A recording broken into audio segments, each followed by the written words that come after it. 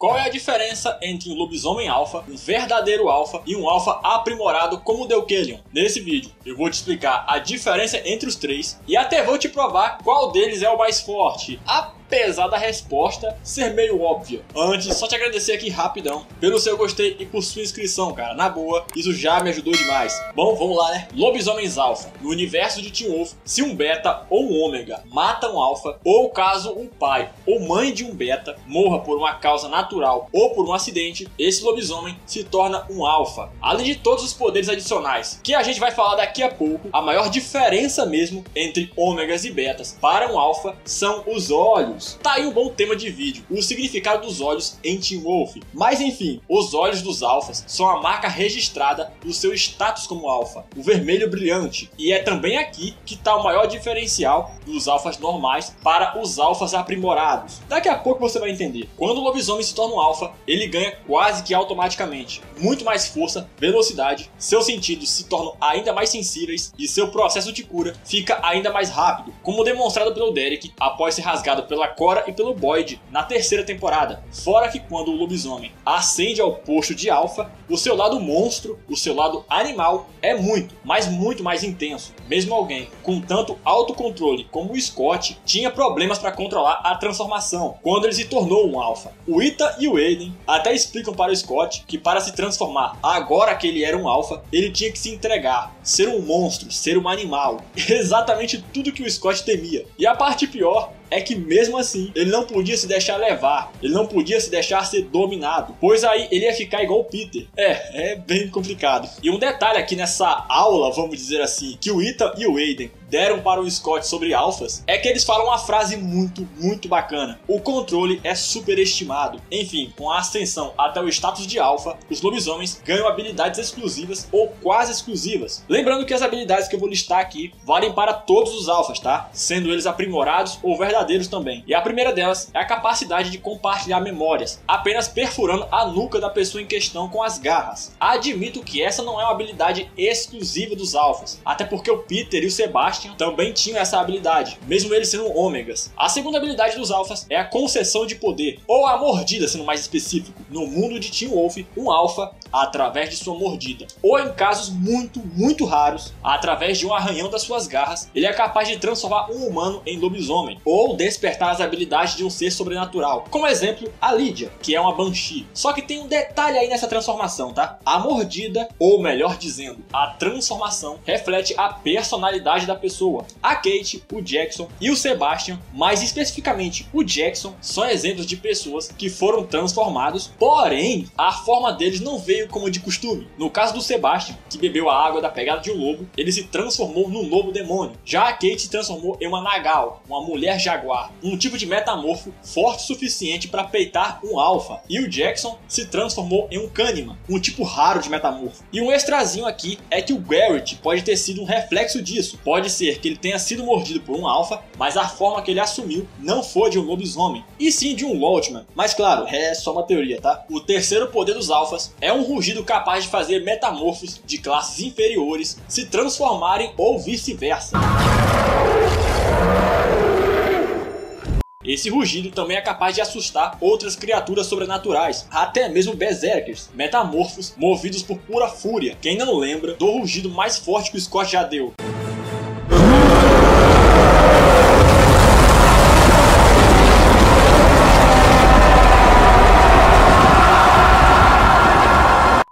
Detalhe interessante sobre o rugido de um alfa é que ele parece ser capaz de fortalecer os membros de sua alcateia, o que faz sentido dada a natureza do vínculo entre alfa e o seu bando em Teen Wolf. Por exemplo, no final da primeira parte da quinta temporada, depois que a sua alcateia se desfez, o Scott mal conseguia deixar os olhos brilhantes, mas após reuni-la novamente, ele foi capaz de se curar de todos os ferimentos em questão de horas. Bom, voltando ao rugido, uma coisa que fica clara sobre essa habilidade é que um alfa pode fazer até mesmo membros de outras alcateias se transformarem ou obedecerem às suas ordens. Na última temporada, o Scott fez isso. O quarto poder é o que a gente vai chamar aqui de poder do bando. Como mencionado antes, em Teen Wolf existe uma troca de poder muito clara entre o Alpha e o seu bando, e isso já até foi explicado lá na segunda temporada, quando o Derek estava formando a sua alcateia. É dito que ele precisava de pelo menos outros 3 membros na sua alcateia, para que o próprio Derek ficasse ainda mais forte. Além do óbvio, né, os betas e membros da sua alcateia também ficariam mais fortes. Então, como a alcateia do Scott demonstra em vários momentos ao longo da série, há uma soma de poder dentro do bando, permitindo que todos os membros da alcateia fiquem mais fortes, sejam eles lobisomens ou não. Já o quinto poder é a interrupção de cura. Os alfas em Teen Wolf possuem uma energia mística que faz com que os ferimentos que eles inflijam em criaturas sobrenaturais de baixo escalão, como por exemplo um beta, se curem muito mais devagar, mesmo com um processo de cura acelerado. Já o último poder exclusivo dos alfas é a capacidade de curar e até reviver criaturas sobrenaturais. O Derek, com a ajuda da Lydia, foi capaz de reviver o Peter, e o mesmo Derek mais tarde, ao custo de seu status como alfa, ele foi capaz de curar completamente a sua irmã, claro, voltando a ser um ômega no processo. Todos os lobisomens têm a capacidade de absorver a dor de outras pessoas, porém os alfas vão além disso, sendo capazes de sugar muito mais dor, até mesmo absorver a própria enfermidade. Os lobisomens alfas aprimorados. Para se tornar um alfa aprimorado, é necessário que o alfa mate todos os membros da sua alcateia, em especial os seus betas. Ok, não é dito explicitamente que é necessário matar todos os membros ou todos os betas que você criou para se tornar um alfa aprimorado, mas fica bem claro que quando um alfa mata um beta que ele criou, o poder desse beta em questão é absorvido pelo alfa, que fica ainda mais forte. Claro, tem um problema nisso. Como é dito pela Cora, para um alfa, perder um membro da sua alcateia não é como perder um membro da família, é como perder um braço. Então, para um alfa, matar um dos seus betas ou todos eles pode sim ser algo que vai dar muito poder para ele, mas vai doer muito no seu emocional. E talvez isso explique a cor dos olhos dos alfas aprimorados, Ennis, Deuquelion e Kali. Em especial a Kali, eles têm os olhos vermelhos de um alfa, porém, se você olhar com mais atenção,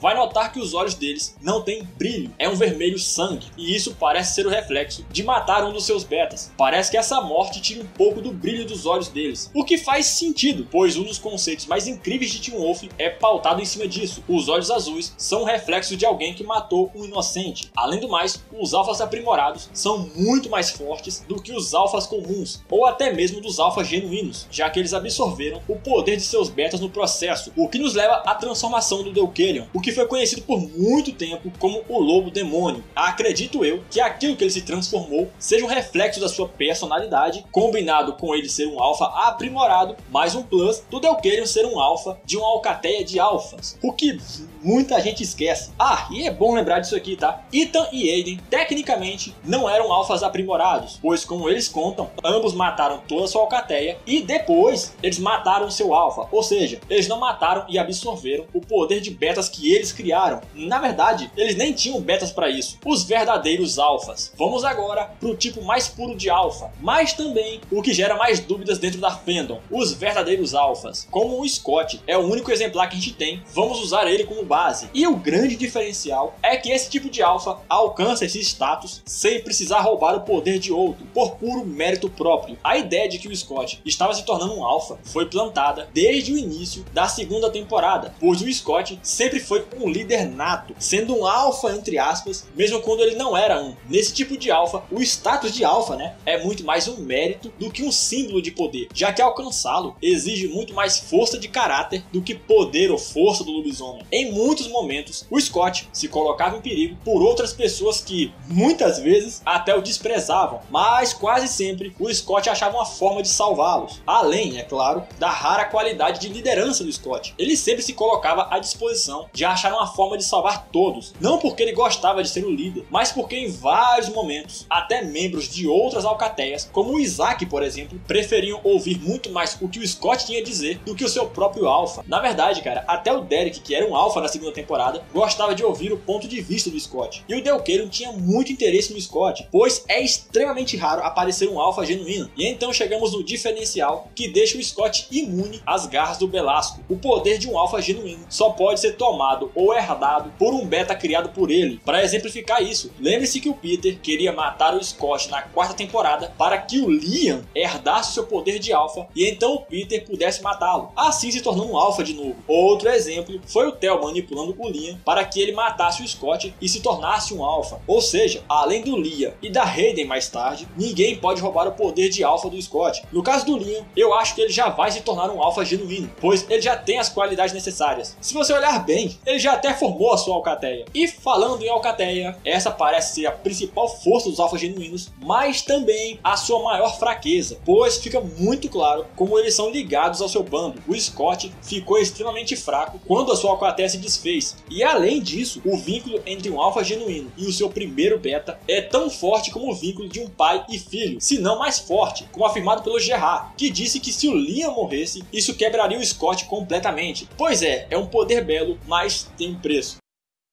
E bom, esses são os 3 tipos de alfas que apareceram na série Teen Wolf. Obviamente, os alfas aprimorados são os mais fortes, até porque, eles absorveram muito poder para isso. Bom, eu espero que você tenha gostado do vídeo, agradeço pelo seu gostei e por sua inscrição. E no mais é isso. Greenberg, abaixa esse braço.